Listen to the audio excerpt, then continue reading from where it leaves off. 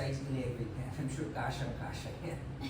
Alam mo, Hans, sobrang excited mo kung ano-ano nang iniisip mo. Gaano na kasi ako. Kasi hindi mo gusto ko naman sila kasaya.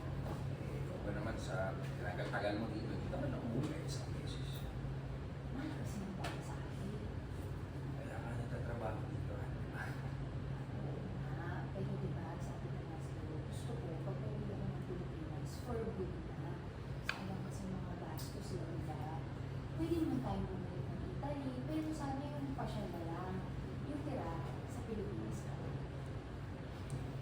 Yung bahan, may mga plans ka ba? Babalik ka ba dito o mag-negosyo na tayo sa Pilipinas? Ako, sure na lang. At meron tayong binili farm, di ba? Eh, total, may lupa naman na. Ako nang bahala sa mga paningin ko. Tsaka sa mga alagaan natin na farm animals. Nice one. Ayos. Sobrang sweet yung hindi sa pausap sa pagkakao sa Italy. Ngayon, nasibilan na na ayos na ako. Tapos, tayo, pwede na tayo mag-uwi sa Italy. Pwede na. Baka gusto mo bangay. Sira ulo ka! Ikaw mga naisip ko kung kailan pa uwi na tayo. Yung mga gamit mo, intindihin mo, baka mamaya may makalimutan ka.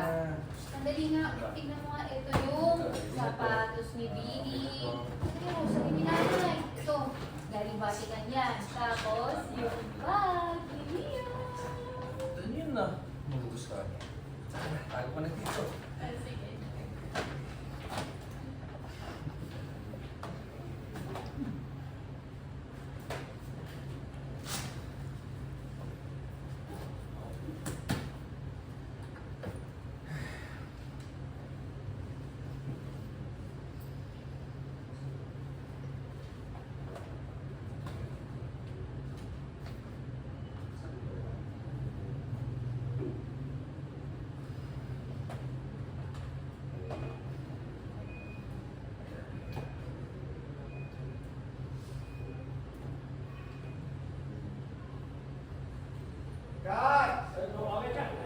Ganda nun.